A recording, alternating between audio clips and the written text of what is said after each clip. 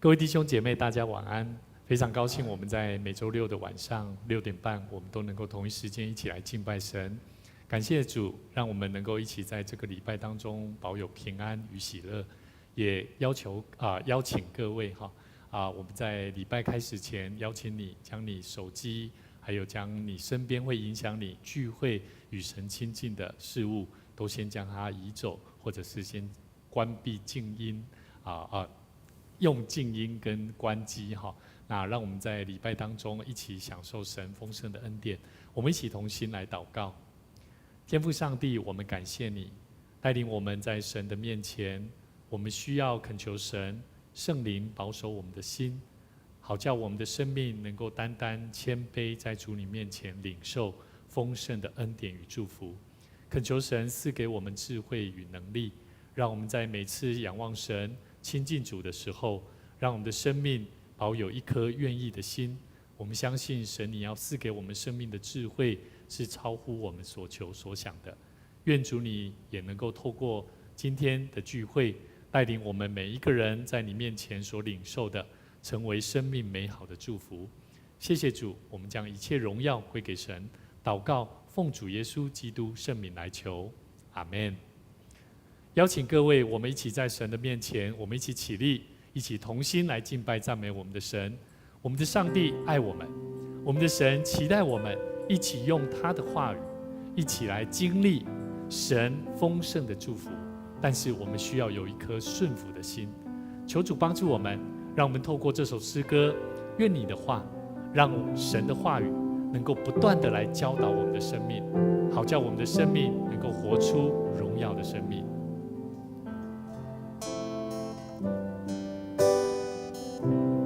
用我们的心灵跟诚实来敬拜神。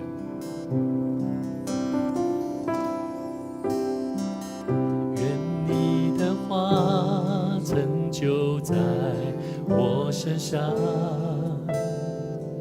我愿眼俯仰望。愿你的话成就在我身上，因你是我的王。愿你的话成就在我身上，我愿降服仰望。愿你的话成就在我身上，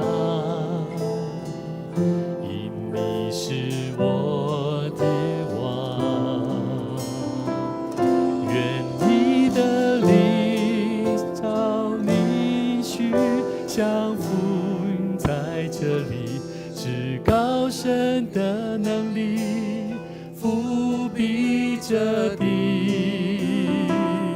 我深相信你的话语满有能力，我愿意降服你，照你的话而行。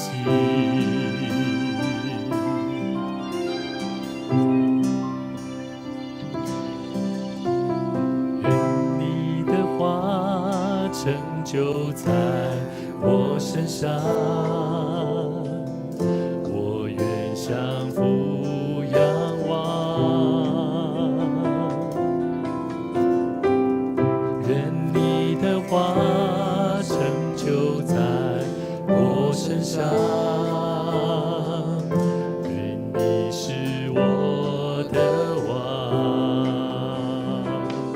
因你这灵照你去，降临在这里，至高神的能力覆庇着你。我深相信你的话语满有能力，我愿意降服你，照你的话愿你的灵，愿你的灵，照你应许降临在这里，是高深的能力，不必这地。我深相信你的话语满有能力，我愿意降服你，照你的话而行。使我以话语成为蒙恩的儿女，因你的灵与我同行。你的话语能力如今充满在我心，使我心的坚定，使我因你话语成为蒙恩的儿女，因你的灵与我同行。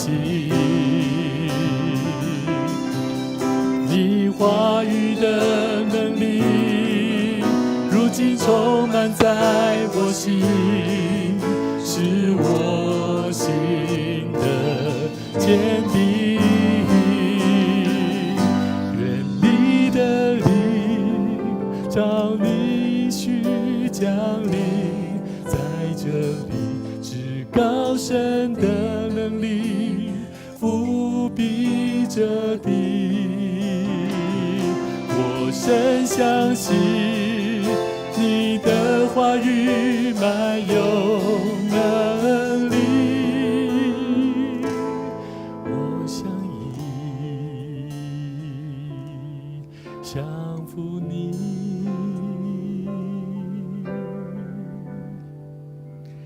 我愿意降服你，我愿意，我愿意降服你，照你的话而行，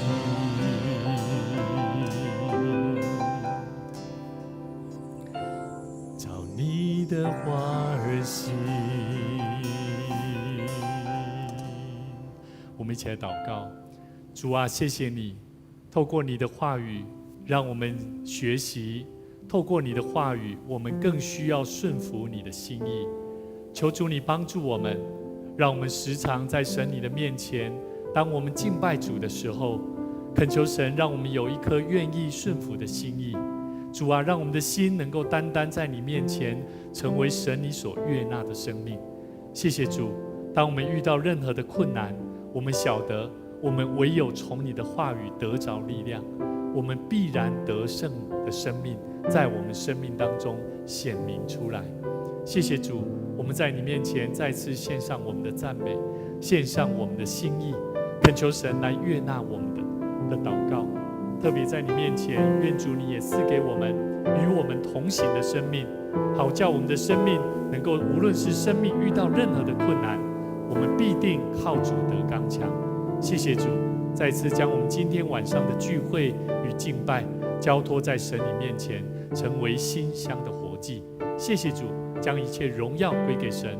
祷告，奉主耶稣基督圣名来求，阿们。在你坐下以前，跟你旁边的弟兄姐妹说，很高兴跟你一起敬拜，很高兴跟你一起敬拜神。感谢主，让我们一起在神的面前，我们一起来同心来奉献。我们一起在神的面前奉献，是为了要透过我们的行动来回应上帝在我们生命当中的祝福。若你在你就近的地方，你所住的地方，牧师也邀请在荧光幕前的每一位弟兄姐妹，能够带着你的心意奉献，带到就近的教会来祝福教会，祝福上帝的殿。我们相信神在我们生命当中的祝福是超乎我们所求所想的。好，我们一起起立，我们一起起立，我们一起来做奉献的诗歌。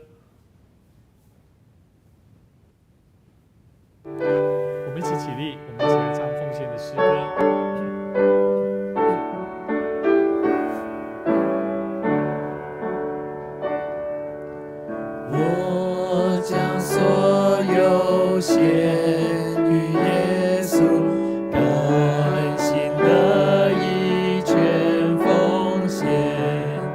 我要时常爱主靠主，天天活在主面前，全所有奉献。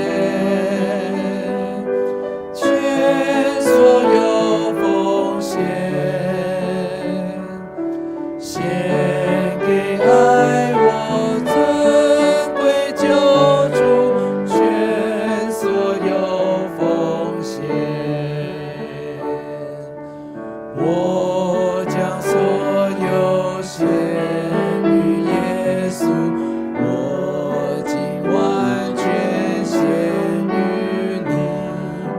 求主赐我爱心能力，更赐我天上福分，全所有奉献。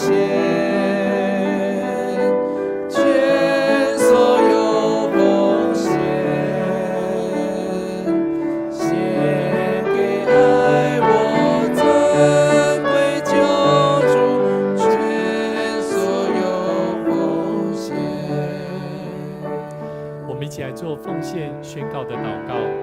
我相信凡事都是上帝所创造，他拥有赏赐与收回的权柄。此时，我愿意从你所得到的恩典，用感恩与敬虔的心，奉献在你面前。求主在我每次甘心乐意的奉献中，操练我更加顺服委身，分别我的生命。我相信奉献是栽种丰收的种子，我深信奉献是实践基督的生命，我确信奉献是生命主权的交托。求主按照你的信实与怜悯赐福我们，保守你的教会，坚固你的百姓。奉主耶稣基督的名来求，阿们。请坐。牧师在这边来做我们教会消息的报告。我们在本周本月最后一周所以我们明天我们在会后的小组暂停。那我们下周我们正常聚会。我们在明天5月26号下午1点我们要去做这个代祷观摩的团队的观摩训练。那欢迎各位，如果在座你可能你不知道说，我是不是可以来加入这个代祷的团队？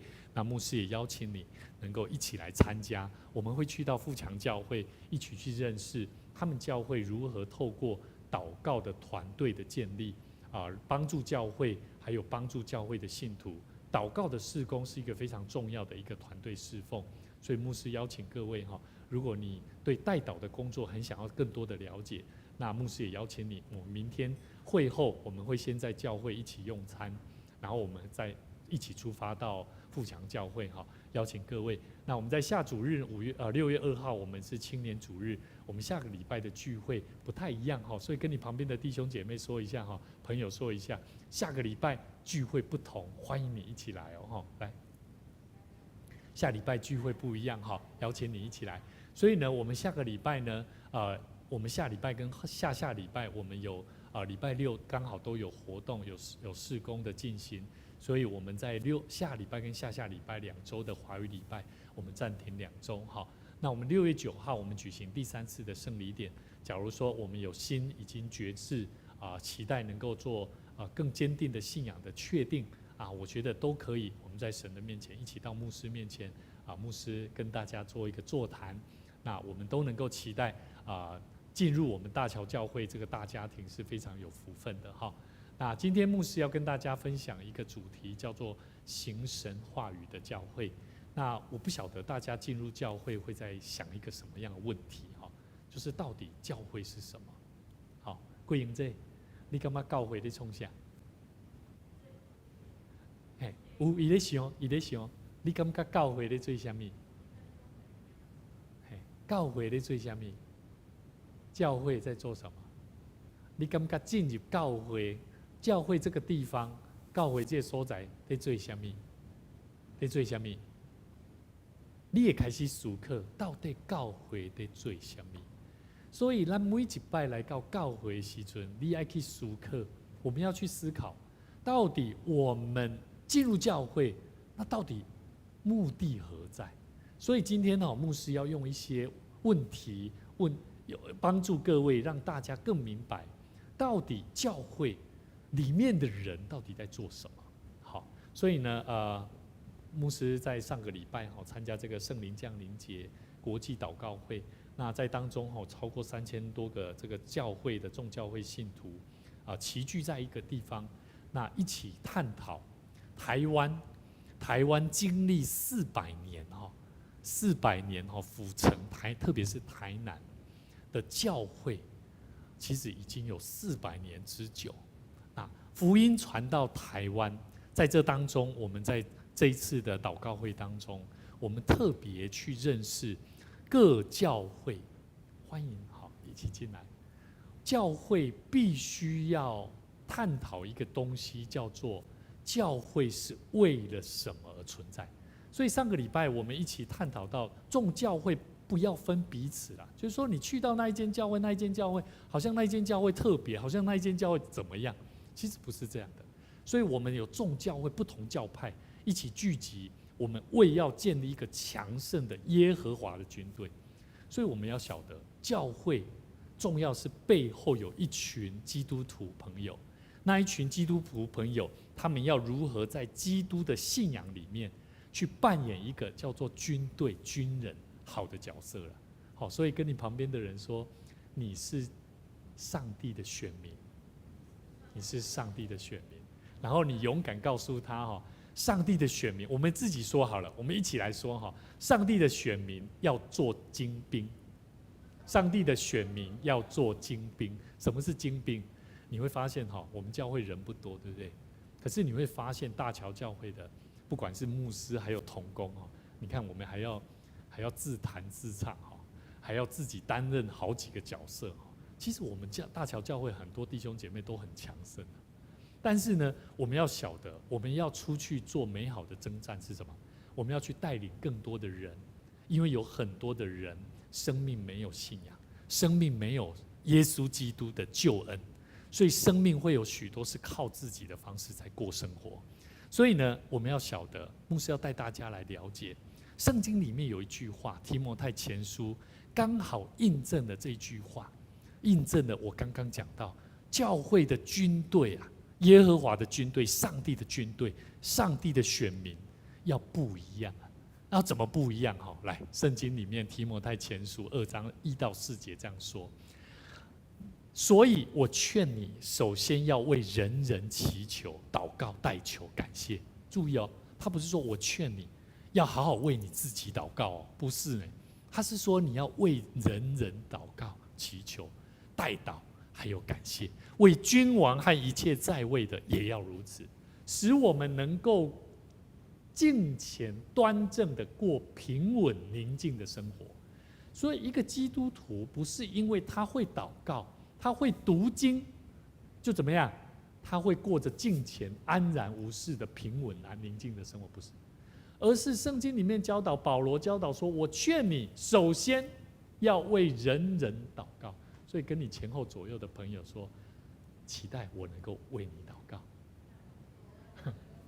好，所以牧师教导各位，第3节说这是好的，在我们的救主上帝面前可蒙悦纳的，他愿意人人得救，并得以认识真理。所以桂英姐，为什么刚刚牧师说，你知道你来教会要干嘛吗？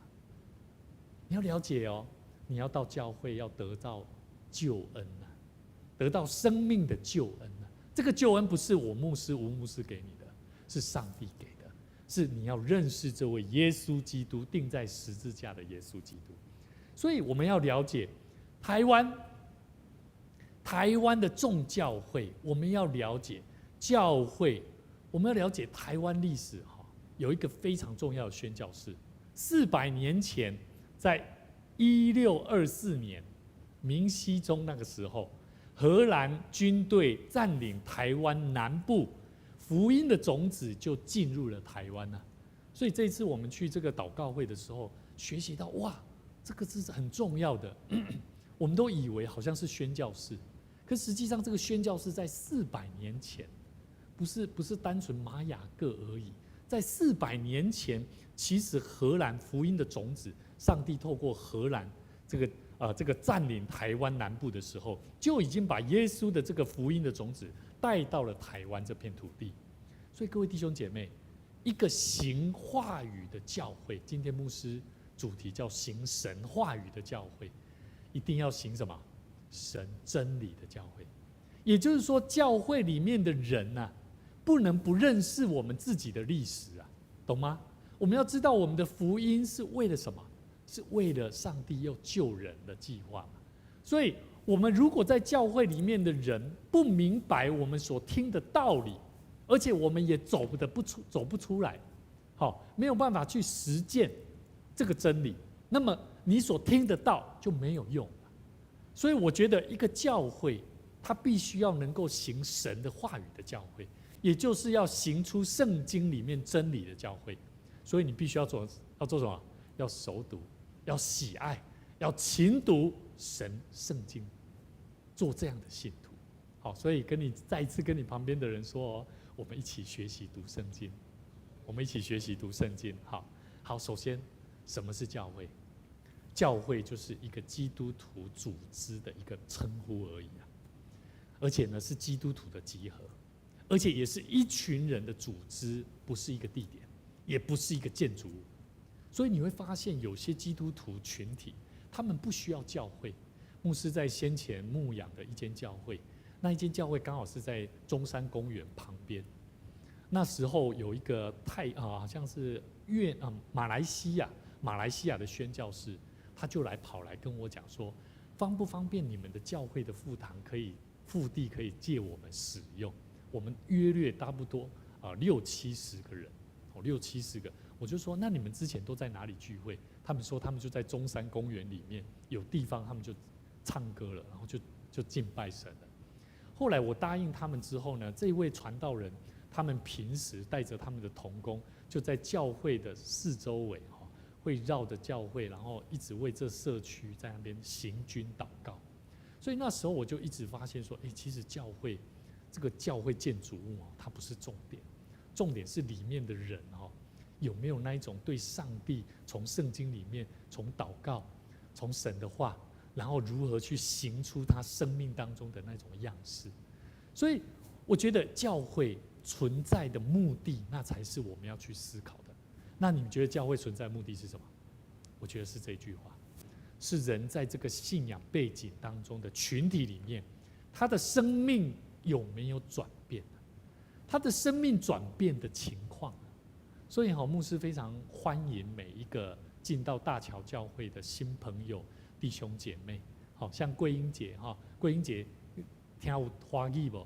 听有嘛听有，但是他平时牧师都看他在这个大桥国小的围墙旁边他都在跟左邻右舍在那边聊天牧师也期待你也能够期待你成为一个传福音的勇士你从教会里面听到的真理，不是单纯你自己，还要从你生命当中去怎么样，去祝福更多的人，带领更多的人来认识耶稣基督。我们的生命要带领人来认识耶稣基督，一定要从我们的生命改变做起。所以很重要。中华基督教亚太儿童少年这个领袖培训发展协会成立了20年。那在当中呢，他们不断的在做这个儿童青少年的事工，他们在传递一个叫做帮助信徒这些青少年能够合乎圣经的真理啊。所以我们今天其实也有这个年轻朋友我相信我们过去都是从圣经里面或者是从教会里面听到非常棒的生命的话语，我们会知道说这个话语对我来讲是一个非常大的帮助。就像牧师，我高中的时候在教会里面新春礼拜，我抽到这个圣经节，就是这个箴言4章23节，你要保守你的心，胜过保守一切，因为一生的果效由心里面发出。这句话就成为我每一次我要准备考试、祷告、做什么事情，我就会把这句话牢记在心里面。所以你知道吗？神的话语重不重要？非常重要。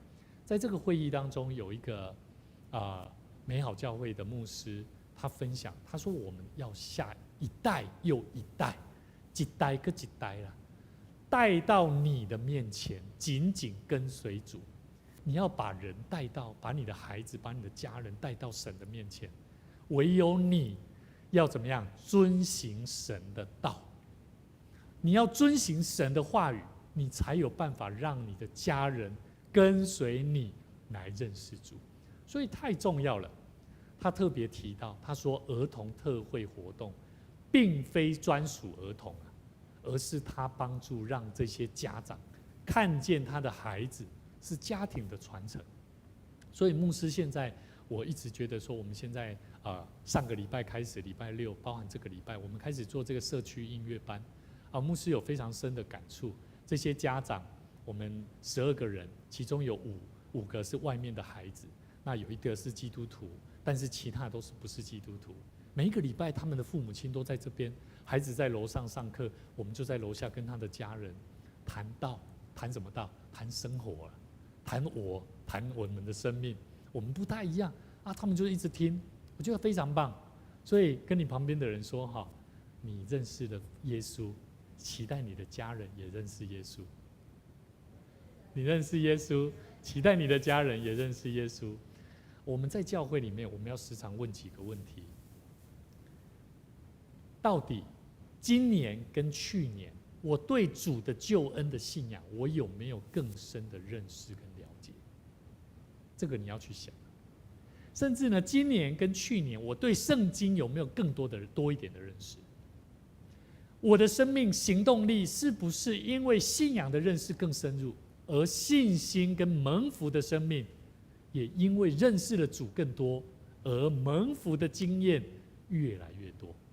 有没有？你要去经历啊！所以这才是我们的生命要去探讨：为什么我们要行神的道？我们为什么要去认识神的话语，去把它走出来？所以各位弟兄姐妹，当我们选择一个教会，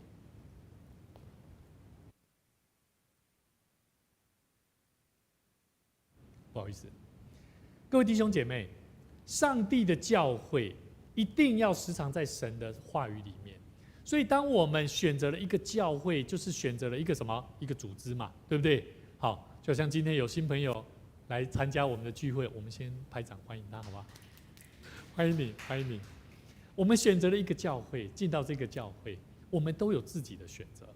可是当我们进到这个教会，我们就已经开始在学习。我要开始学习成为这个组织、这个团体，我一定要有共同的目标，我要有相互的帮助跟相互的鼓励。所以为什么牧师会说，我们教会的信徒，当我们在教会聚会，不要只顾自己在教会敬拜神啊，然后没有那种很好的礼仪招待啊，招待很重要啊。好，所以每一个人在跟你旁边的人看一下，不说什么话，只是微笑，微笑。要多看3秒钟哦。好，以前我记得我去过教会，很多教会都是这样。大部分教会很多基督徒看到平安哦，平安哦，那个不到3秒钟的啦，搞不好0.5秒而已，很不礼貌。我都觉得说这样怎么会有热情呢？看人就是要多看2、3秒嘛，然后对他微笑，那不是很好吗？像今天来的这位姐妹，她的笑容很漂亮啊，对不对？多看她一下，很高兴见到你。上帝赐福你。所以各位弟兄姐妹，共同的目标是什么？就像刚刚牧师提到，有一些态度，有一些生命应该要有的，我们就要怎么样？我们就要把这个东西，这个生命力把它带出来。所以这才是正常教会应该做的事。所以各位弟兄姐妹，我们必须要时常好好的每天读经，去了解神的话。重不重要？太重要了。所以今天牧师要带大家一起来认识哥罗西书这个书卷里面的圣经节。我要先跟大家分享哥罗西，保罗他特别从神的话语，哥罗西教会他为什么要写封书信给哥罗西的教会？我们要了解哥罗西教会，它是保罗所设立的一间教会。他当时候哥罗西在第1世纪的时候，它也是通往这个东方东方的一个重要的贸易的重要的一个关键的要道上面。那哥罗西教会呢，当时候因为有异端，当时候的异端是什么？我们不用看那边，好，看我这边就好了。当时候的异端就是有半犹太神秘主义，还有半东方的禁欲主义。当时候有人只要敬拜天使，有人就以为自己好像怎么样洞察了这个属灵的世界一样，然后呢，他会把这些智慧呢去传递给他身边的教会朋友。那虽然这样子的异端并不会直接抵触到基督教的真理信仰，可是保罗他认为这样子的东西是太神秘了，会让人混入基督教的思想里面呢，会产生极大的问题。所以当时候有一个主义叫做诺斯底主义。我跟大家分享这个诺斯底主义，它是用什么样的概念在陈述的？他们怎么陈述？他认为一个是属灵的，一个是属世的，这个还可以理解，对不对？有人他是属灵的，他就会很属灵，他的表现、他的行为就很属灵。那有属世的，他认为上帝是属灵的，而这个世界是属于物质的，是属世的。属灵的是好的还是坏的？好的。那属世的呢？属物质的人类是什么？是罪恶的。所以诺斯底主义他们认为，属灵的上帝根本不会亲自管理邪恶的世界。上帝会派基督来世界，是因为世界邪恶，所以基督不可能和人一样生活在这世界上。你有没有发现问题？问题是什么？我再说一次，他说基督不会生活在人的世界上，意思就是说耶稣有可能是上帝派来的吗？他们认为不是。所以诺斯底主义他就是用一些属灵跟属世的这种观点，让人看见，认为人们所看见的十字架上的基督只不过是一个影子啊。所以各位弟兄姐妹，这就是诺斯底主义的幻影神学。所以我要告诉各位当时候保罗他认为这个太严重了，这个对真理对他的这些基督徒来说是非常严重的异端啊。所以各位弟兄姐妹，我时常在想教会里面有什么异端啊？你们有没有想过这个问题？其实教会有。我小时候最常听见的异端是什么？你知道吗？我的爸爸会跟我讲啊，你明天不是要考试了吗？啊，为什么你们还要去教会啊？然后我的妈妈就告诉我说，去教会又怎么样？上帝赏赐智慧啊，为什么不该去教会啊？好，所以牧师时常遇到有些学生因为要考试而没有去教会聚会敬畏神，甚至守主日，而选择宁可在家里面。其实牧师不是说一定要这么做，或者是说这样不行，而是每一个这样子心态的人，你会如何来跟神建立关系？所以各位弟兄姐妹，保罗因为这样的关系，说出了自己对哥罗西教会的关系跟担忧，所以他担心这样的异端在教会里面不断的带出很大的影响。刚刚牧师讲的那个东西，假如教会里面的所有信徒，每一个孩子，每一个青少年，他们都是像牧师所讲的这样子的状况，你觉得会是什么状况？严不严重？那很恐怖呢。牧师的孩子以后如果他国中了，他要考试了，我可不可以让他不用去主日学？可不可以？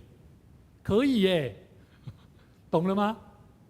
所以为什么牧师的孩子他就必须要去上主日学啊？为什么教会的其他你们自己的孩子好像不用？因为他要考试。所以我觉得教会对于教导这一块，一定要对神的真理一定要抓住。所以各位弟兄姐妹，今天我们要一起来看哥罗西书2章1到5节，保罗他怎么陈述他对神真理的重视。他说：我愿意你们晓得，我为你们和老底嘉人，并一切没有与我亲自见面的人，也就是说新的一批的蒙恩的人，好，这些哥罗西教会有一些新人不是保罗都有看过，是何等的尽心竭力。保罗他讲得很清楚要叫他们的心得安慰，因爱心互相联络，以致丰丰足足在悟性中有充足的信心，使他们真知道上帝的奥秘。上帝的奥秘就是基督。所以各位弟兄姐妹，保罗他继续说，所积蓄的一切智慧知识都在他里面藏着。我说这话，免得有人用花言巧语迷惑你们。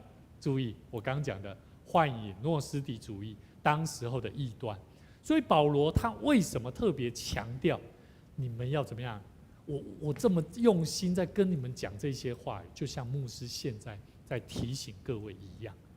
所以各位弟兄姐妹，我们的心里面是因为基督得救的生命，所以保罗也一样这样在教导他们，我们要为我们的生命去积蓄一切的智慧知识是在哪里？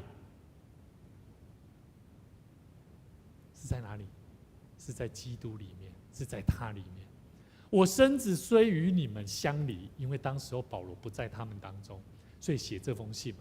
所以他说我没有与你们在一起，但心却与你们同在。见你们循规蹈矩，信基督的心也就坚固，我就怎么样欢喜了。所以各位弟兄姐妹，我每一次只要遇到我们教会的青少年，今天有2位没有来，我每次遇到他们那个子安在座的，只要我们认识这些青少年的，我们遇到他们就要做什么事情，你们知道吗？牧师期待我们不是在数落他，你怎么没有来？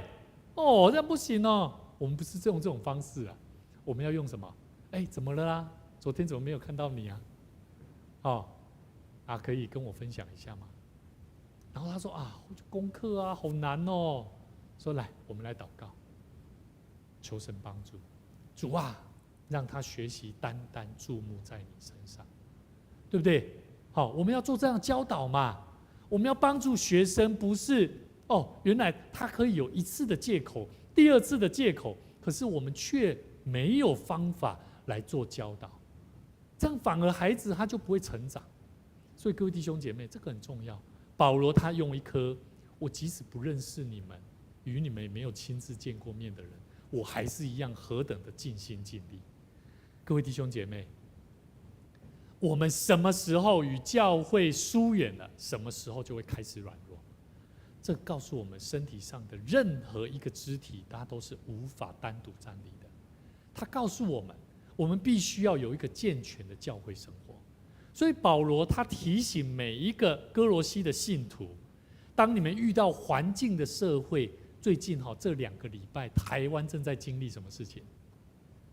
就是在经历这种事情真的工作假，假的工作真的，知道了吗？似是而非，可是人民看得清楚。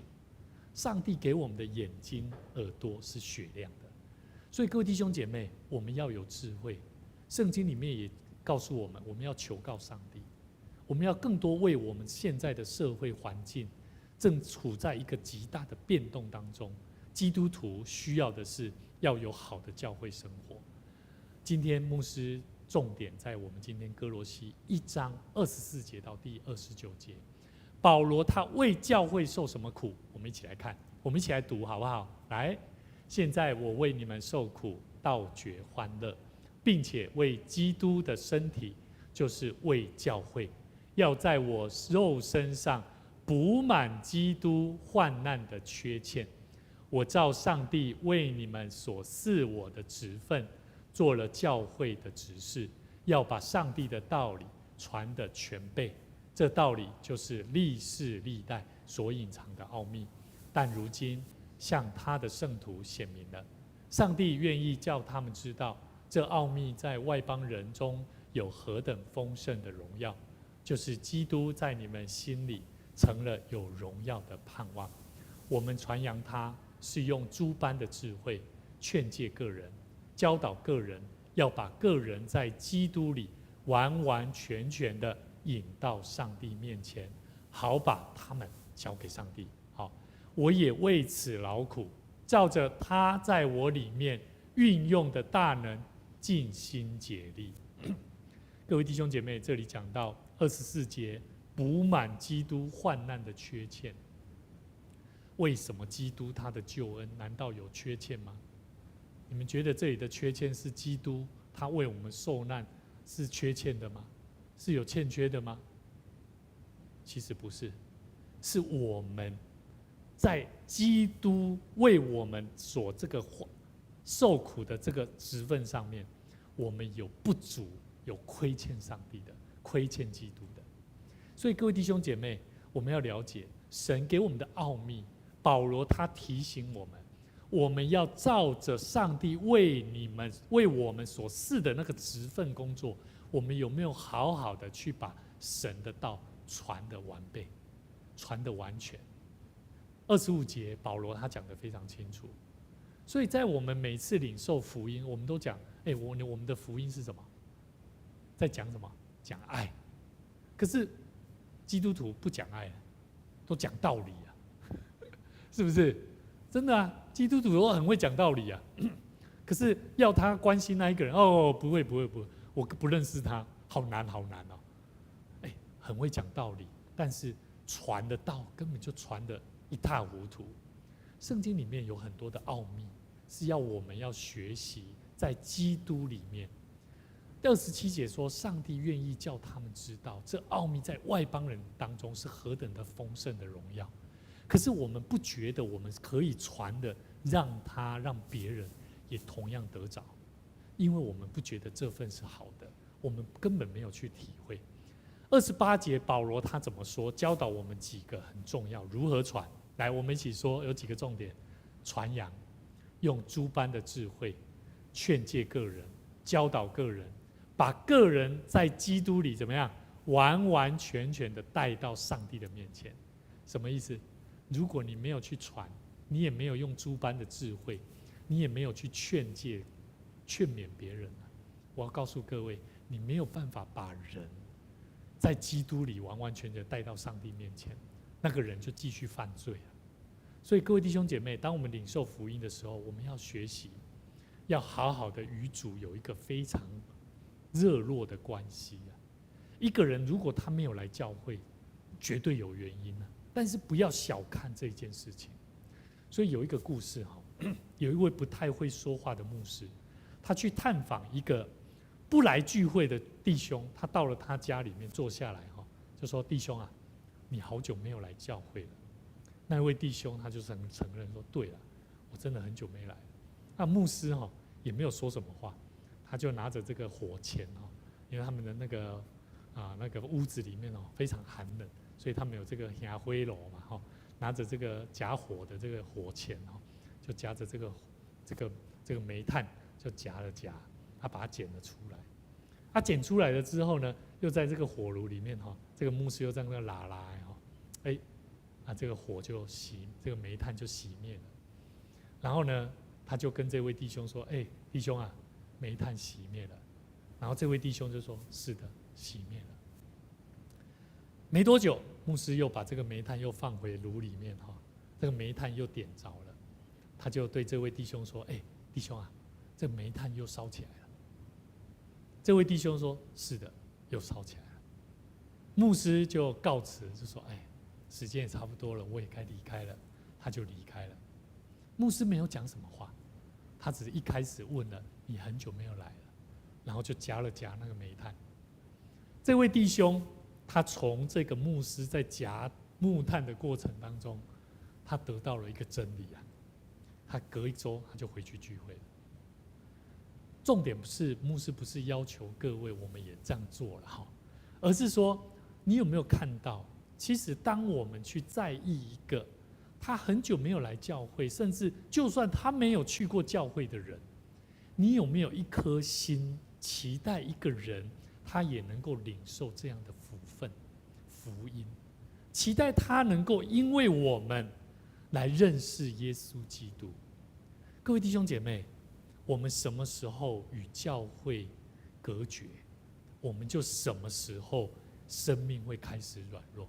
因为教会是基督为首的地方，所以各位弟兄姐妹，牧师一直鼓励教会的每一位弟兄姐妹，如果有很久没有来教会的弟兄姐妹，你要鼓励他。